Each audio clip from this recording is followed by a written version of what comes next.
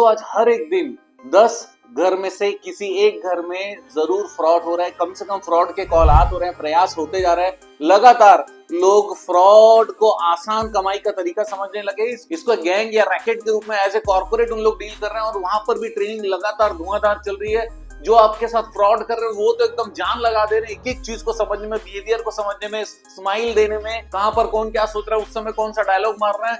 उन लोग अपना एआई मतलब अपना जो आर्टिफिशियल इंटेलिजेंस है वो डेवलप कर रहे हैं, वो समझदारी बढ़ा रहे हैं। आज दिन आपका है, इसका मतलब आज हम लोग बहुत इंपॉर्टेंट फ्रॉड के बारे में जानने वाले हैं। इसको कहते हैं आइडेंटिटी थेफ्ट। आपकी आइडेंटिटी किसी और ने ली और उसके बाद किया बहुत बड़ा फ्रॉड। इसके बारे में आपको बताने वाला हूँ 5 स्टेप्स कि कैसे वो ये फ्रॉड करते हैं और 6 तरीके जिससे हम लोग प्रिवेंट कर सकते हैं कि वो फ्रॉड हमारे साथ ना हो। जानना चाहेंगे यस और नो? सबसे पहला स्टेप है फेक डॉक्यूमेंट क्रिएशन, या फिर ऐसा कहें कि फेक डॉक्यूमेंट कहीं से लाना या फिर ओरिजिनल डॉक्यूमेंट कहीं से लाना, लेकिन वो व्यक्ति जिसका डॉक्यूमेंट है उसको कुछ पता ही नहीं है। और ये कहां से जुगाड़ होने वाला है ये आप बताइए, सोचिए कहां से जुगाड़ होता होगा। जहां जहां पर भी आपने लोन में अप्लाई किया होगा, कहीं पर होटल में आपने स्टे किया होगा, वहां से उनको डेटा मिल जाता है। इसके अलावा बहुत सारे एजेंसीज होती हैं, शॉपिंग मॉल्स होते हैं जहां पर हम अपने बारे में बताते हैं, सर्वे कर रहे हैं बोल के वो हमसे बहुत सारे इंफॉर्मेशन लेते हैं, लेकिन वो इंफॉर्मेशन की गारंटी कुछ होती नहीं और हम लोग अपना एक अधिकार टाइप का चीज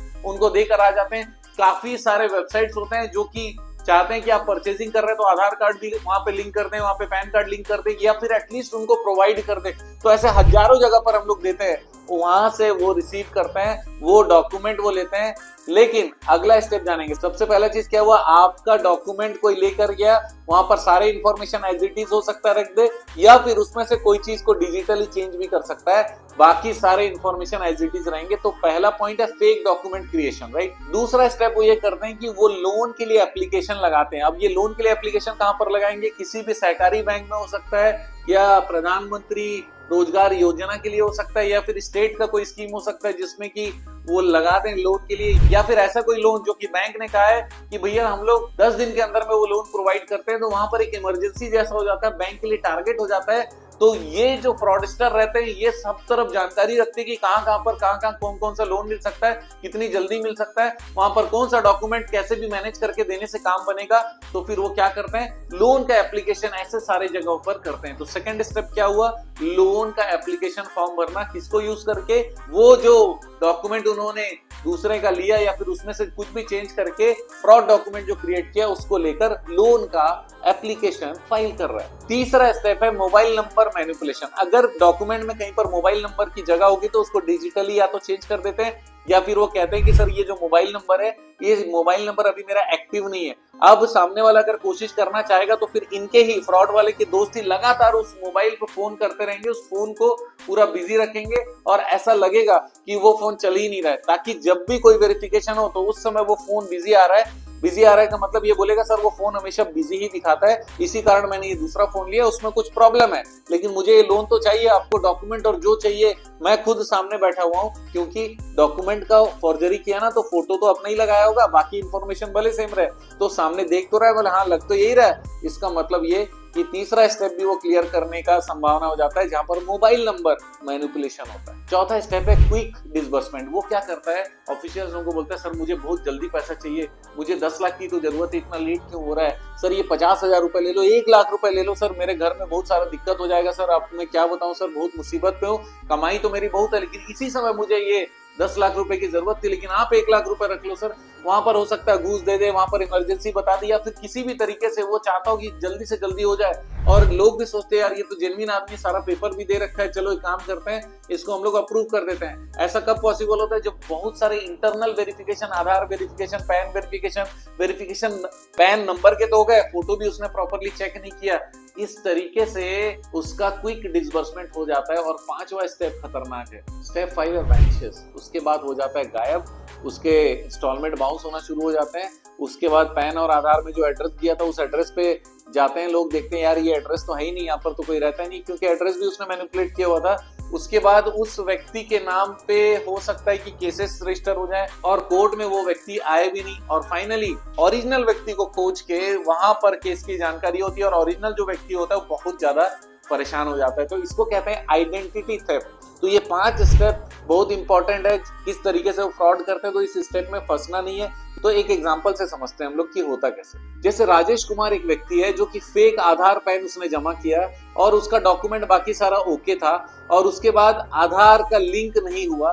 लेकिन लिंक नहीं होने के बाद भी उसने बोला कि लिंक नहीं है, लेकिन मोबाइल नंबर मेरे हाथ में, आप फोटो मिला लीजिए, लेकिन मोबाइल नंबर पिछला वाला तो बंद हो गया। तो आधार का नंबरिंग भी चेंज होना पॉसिबल है, लेकिन उसने चेंज नहीं कराया। वो सीधा फाइनेंस कंपनी में जाकर बोला कि ये मेरा नंबर है, नए नंबर को आप एंट्री कर लो, और ऐसा किया। और उसके बाद इमरजेंसी साबित किया, कोई फिजिकल वेरिफिकेशन हुआ नहीं, और फाइनली उसको लोन मिल गया। लोन मिलते साथ बाबू गायब। तो फिर इसको रोकेंगे कैसे? 6 स्टेप बताने वाला। तो 6 स्टेप में सबसे पहला स्टेप है आधार का लिंकिंग हमेशा चेक कीजिए, बायोमेट्रिक चेक कीजिए, UIDAI वेबसाइट के साथ में जाके डायरेक्टली एंटर करके वहां से आधार निकाल कर चेक करिए कि ये वही आधार है, वही सारा इंफॉर्मेशन है, या फिर कोई चेंज है। दूसरा चीज है हमेशा वीडियो KYC करिएगा, ताकि लाइव आपको लॉन्गिट्यूड लैटिट्यूड के साथ में उस व्यक्ति का पूरा वीडियो मिल जाए और रियल टाइम हो, ताकि कभी भी फ्रॉड होने की संभावना ना रहे और ऐसे व्यक्ति का पूरा एविडेंस अवेलेबल रहे। एक बार भी किसी के साथ फ्रॉड हुआ तो फिर उसको बोलो, BOLO अगर जारी कर दिया गया तो उसको सब जगह पर खोजा जाएगा, भारत में पकड़ा जाएगा भाई। तीसरा चीज है कि पैन का वेरिफिकेशन का टूल भी है, NSDL का वेबसाइट है, टीन NSDL की वेबसाइट पे जाकर वो फैसिलिटी लीजिए ताकि पैन का डायरेक्टली चेक हो सके। और आजकल ये फैसिलिटी फिनटेक को अवेलेबल रहता है, NBFCs को अवेलेबल रहता है, डायरेक्ट कनेक्ट कर सकते हैं, और कनेक्ट करने के बाद चेक तो होता है, लेकिन उन लोग ऐसे ही फटाफट कर देते हैं। लेकिन इस चीज को बहुत इंपॉर्टेंट माना जाए, उसको चेक किया जाए। ये इंपॉर्टेंट है माइक्रो फाइनेंस के लिए भी, निधि कंपनी के लिए भी, और जितने भी फाइनेंस का बिजनेस कर रहे हैं वो सबके लिए जरूरी कि इस तरीके का लिंकिंग और क्रॉस वेरिफिकेशन चेक जरूर हो। चौथा स्टेप ये कि आपको फिजिकल वेरिफिकेशन एड्रेस का जरूर करना है। जो भी एड्रेस लिखा हुआ है उस एड्रेस पे पते पर जाकर जरूर देखिए, मिलिए, उसके घर के अंदर में घुसिए का मतलब वहां पर जाकर उनके घर पे लोकेशन पे जाकर बातचीत करिए, फिजिकल वेरिफिकेशन करिए, अगल बगल वाले लोगों से भी बात करिए ताकि पता चले ये व्यक्ति यही रहता है और कितने साल से रहता है और उनका व्यवहार क्या है, किसी प्रकार का कोई डाउटफुल नेचर तो नहीं है। ये भी चीजें आपको चेक करना। अब 5वां स्टेप है CIC मतलब क्रेडिट ब्यूरो में भी चेक करिए कि कहीं पर उसका लोन का कैसा व्यवहार है। ऑनलाइन दिखता है कि अगर किसी फाइनेंस कंपनी या बैंक से उसने लोन लिया है तो लोन समय पर चुका रहा है या नहीं चुका रहा है, उसका माइंडसेट कैसा है, फाइनेंशियल ट्रैक रिकॉर्ड कैसा है, ये भी आप चेक करिए। और 6वां स्टेप है बैंक अकाउंट वैलिडेशन। इसका मतलब जिस व्यक्ति के नाम का आधार पैन है उसी व्यक्ति के नाम का बैंक का अकाउंट होना चाहिए, उसका चेक होना चाहिए, और उस अकाउंट में मिनिमम 1 रुपए डालकर देख लो कि पैसा वहां पर जा भी रहा है कि नहीं, और उसी बैंक का चेक को ही आप धरोहर के रूप में, इसका मतलब आप एज ए सिक्योरिटी रखिएगा, किसी और बैंक के चेक को मत रखिएगा, ताकि जो व्यक्ति लोन ले रहा है उसको बहुत सारा मेहनत करना पड़े और उसके बाद भी अगर उसने लोन लेके डिफॉल्ट किया और उसके अगेंस्ट में केस हो गया तो जहां पर भी होगा भारत में जरूर पकड़ा जाएगा। तो दोस्तों आपको as a finance company, as a general public ये फ्रॉड अपने साथ होने नहीं देना है। और इतना ही नहीं, आपको दूसरों को समझाना भी है, और हमारे इस वीडियो को शेयर जरूर करिएगा ताकि ज्यादा से ज्यादा लोग अवेयर हो सके, बिजनेस अच्छे से कर सके और अपने साधारण जीवन में ठगी का शिकार ना हो। वो लोग जो बदमाश है, फ्रॉडस्टर है, वो ट्रेनिंग ले रहे हैं, समझदारी बढ़ा रहे हैं। आप भी समझदार हो, वीडियो को समझदारी से देखिए और अपने फाइनेंशियल ट्रांजैक्शन को मॉनिटर करिए। आप जानते हैं हमारा मिशन है हमेशा आप लोगों की मदद करना और समय पर सारी जानकारी देना, तो बनी रहेगा हमारे साथ। आपका दिन जबरदस्त और शुभ हो।